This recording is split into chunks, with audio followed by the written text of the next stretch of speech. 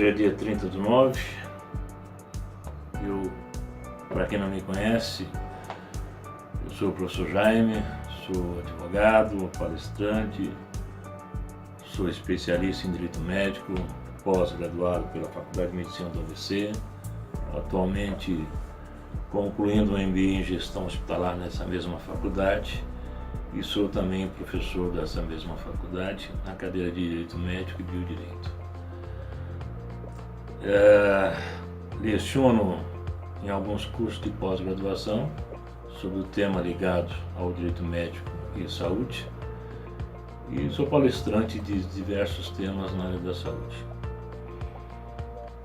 Eu tomei a liberdade de gravar esse vídeo porque participei agora no dia 27 do 4º Congresso Brasileiro Todos Juntos contra o Câncer, uma iniciativa do Instituto Paulista de Cancerologia, juntamente com a rede Lefort,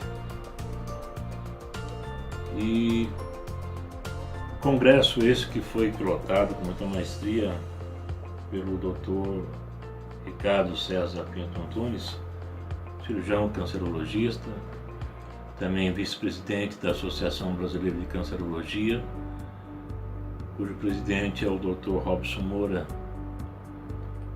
e cuja sociedade eu tenho o privilégio de participar na área jurídica, defendendo os interesses da Sociedade Brasileira de Cancerologia e, por consequência lógica, de todos os pacientes que necessitam cada vez mais dos médicos cancerologistas. A minha preocupação em gravar esse vídeo sobre um tema tão importante,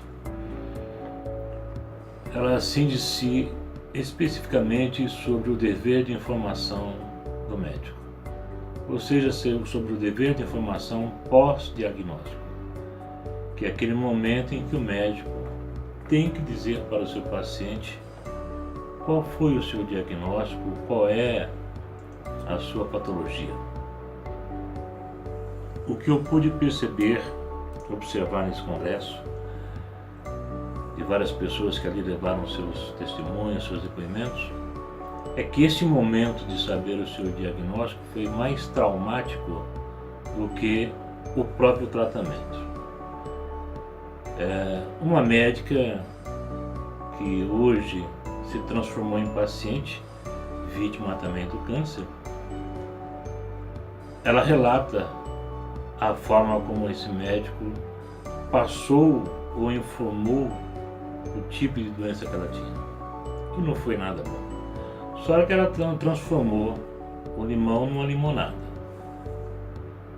Já uma outra palestrante que lá estava também relata que a forma como que o médico abordou e passou a informação a ela foi a pior possível.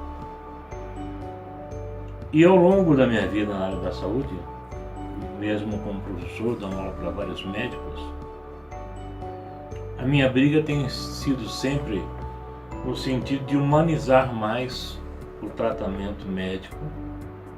E aqui eu quero deixar bem claro que nem todos os médicos agem dessa forma. Mas eu também fui vítima disso.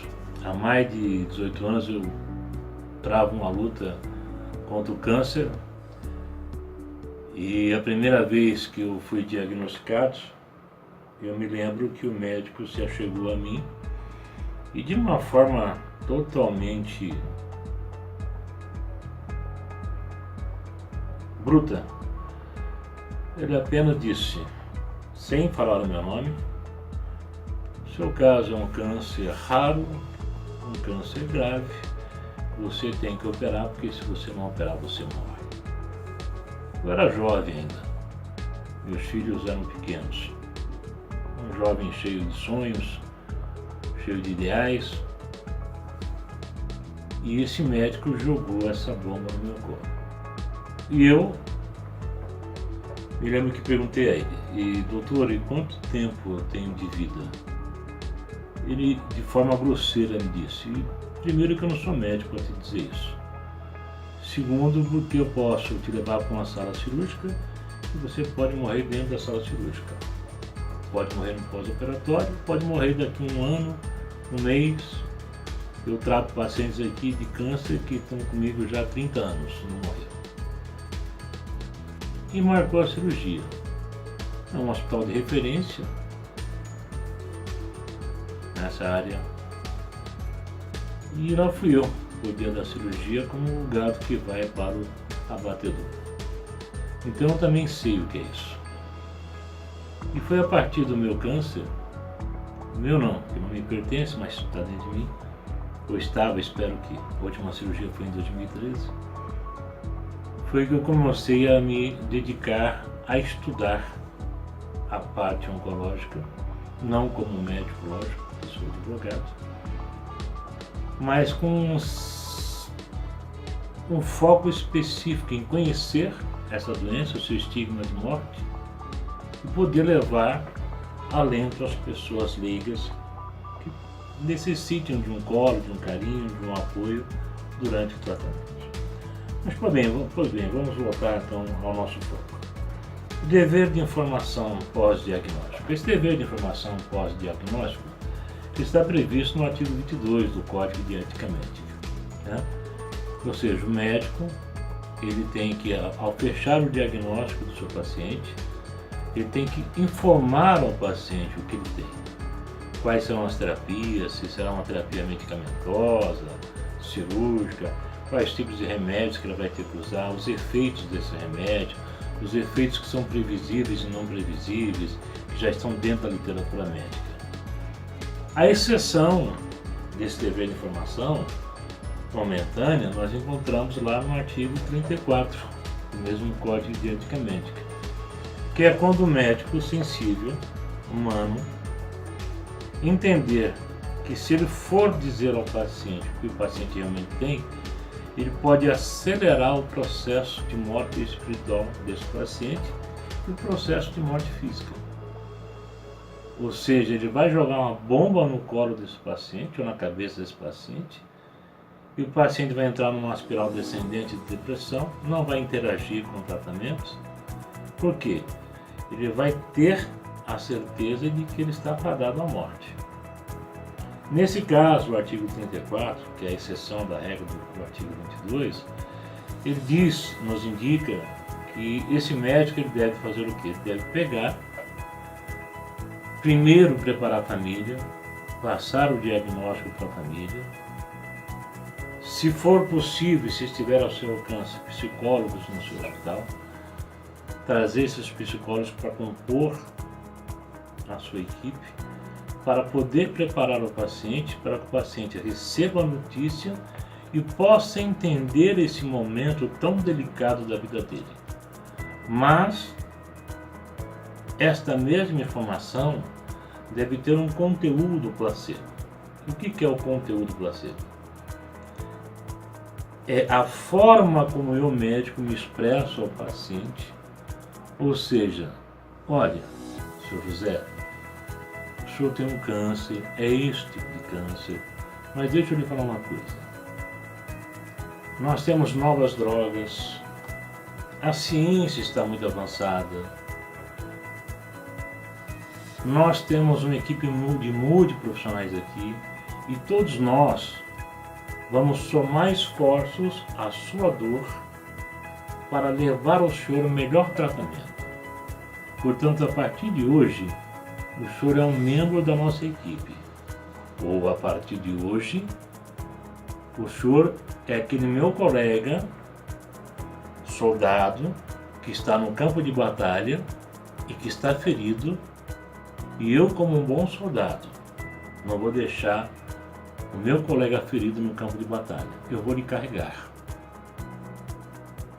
E vou fazer o meu melhor para te ajudar. Lembrando que o médico não pode jamais, em hipótese alguma, prometer a cura.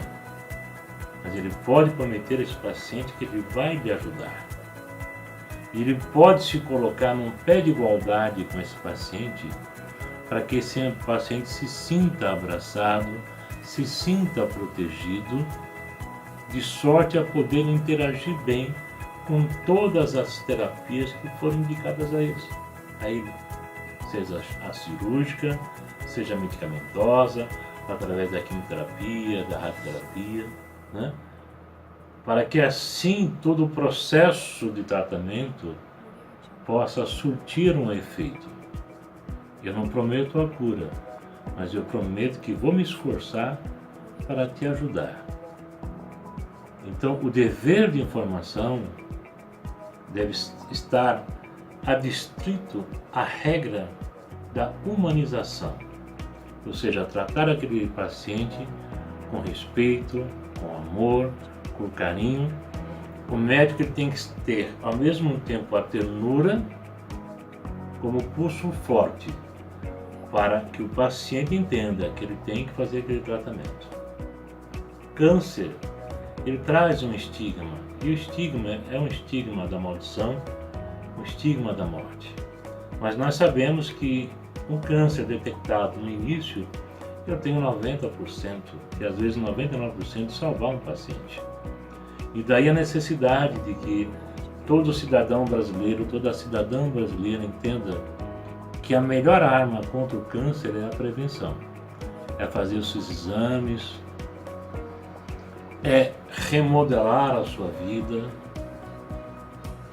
saber o que está colocando para dentro do corpo através da alimentação, tentar sair dos vícios, do ostracismo, praticar mais esportes, sorrir mais, amar mais, se doar mais. Tudo isso faz parte da prevenção, mas principalmente fazer todos os seus exames preventivos periodicamente. E aqui vai um recado aos meus amigos homens. Eu tenho uma grande incidência de câncer de próstata. Ainda hoje, em pleno século XXI, os homens se negam a fazer o exame de próstata apenas pelo desconforto do toque retal. E sempre sob o manto da desculpa, eu não posso ir ao médico porque eu tenho que pagar a faculdade do meu filho, a luz de casa, o aluguel da casa, a prestação da casa própria, do carro próprio. Eu vou dizer uma coisa para você, homem. Se você não se cuidar, você simplesmente não vai poder cuidar dos seus filhos, das suas coisas, nem vai ver o seu filho se formar. Portanto, faça o seu exame de próstata periódico, remodele a sua vida, reveja os seus conceitos de vida, para que você tenha saúde e que, se porventura tiver a infelicidade de ter um diagnóstico que seja na fase inicial, que você ainda tenha tempo para se tratar e continuar a sua vida ao lado daqueles que lhe são caros, daqueles que você ama. Então, uma vez mais, dever de informação, artigo 22 do Código de Ética Médica. A exceção do dever de informação, artigo 34, quando eu vejo que o paciente não pode receber aquela notícia, ele já está debilitado emocionalmente. Então eu primeiro preparo a família, eu como médico preparo a família, para junto com a família, seguindo as orientações do artigo 32 do mesmo Código de Ética, poder dar a ele a notícia de uma forma humanizada, lembrando sempre, senhores médicos, do artigo 1º, inciso 3º da Constituição Federal, princípio da dignidade da pessoa humana. Tratar com dignidade todo o ser humano. Tratar com respeito. Dar a notícia de um câncer é algo muito pesaroso. Mas torna-se mesmo menos pesaroso se eu, médico, consigo preparar a família, preparar o paciente para que ele receba bem dentro, óbvio, bem entre aspas, né, esse diagnóstico, e que ele consiga entender que eu me preocupo com ele, que toda a equipe multiprofissional se preocupa com ele e que nós vamos fazer todo o possível para ajudá-lo. Eu não prometo a cura, mas eu prometo um empenho, me empenhar até o último momento para que ele possa receber o melhor tratamento. Por fim, eu quero abordar a Lei 2.732 de 2012, que é a lei dos 60 dias. Ou seja, o paciente foi diagnosticado com câncer, essa lei diz que ele deve iniciar o tratamento até 60 dias. Senhores legisladores, parem de brincar com a saúde do povo. Parem de ser canalhas. Essa lei é desumana. Quem disse aos senhores que um paciente diagnosticado com câncer pode esperar 60 dias para iniciar o seu tratamento? Eu gostaria de saber quem disse aos senhores isso. O paciente diagnosticado com câncer, ele tem que iniciar o tratamento ontem, anteontem, e não daqui 60 dias. É diferente de quando eu tenho uma janela operatória de um processo seletivo eletivo para uma cirurgia. Câncer não pode esperar. E certamente, fosse um ente querido seu, o senhor não esperaria. Portanto, mudem esta lei. Eu sei por que os senhores fizeram essa lei. Porque o SUS não está dando conta de atender os seus pacientes com câncer. Eu tenho um hospital de referência aqui que determinado diretor desse hospital pretere uma mulher de 65 anos, negra, para atender um jovem de 18 anos. Qual é a diferença entre a idade dela e esse jovem? Ela não pode mais render para a sociedade? Então eu deixo essa mulher morrer para cuidar do jovem? Desculpe, o artigo 5º da Constituição diz que nós somos todos iguais, independente da cor, credo, raça. Portanto, vamos tratar com respeito todos os pacientes. A balança não pode pender para um lado. Os pratos da balança da justiça têm que estar equilibrados.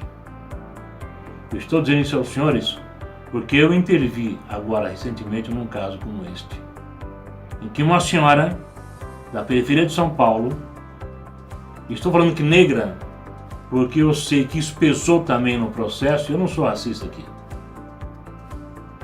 Aliás, detesto esses termos racistas. Mas ela é negra, mora numa comunidade, desempregada, e simplesmente foi diagnosticada com câncer, e os médicos iam dar alta hospitalar para ela, para que ela aguardasse o CROSS a chamá-la.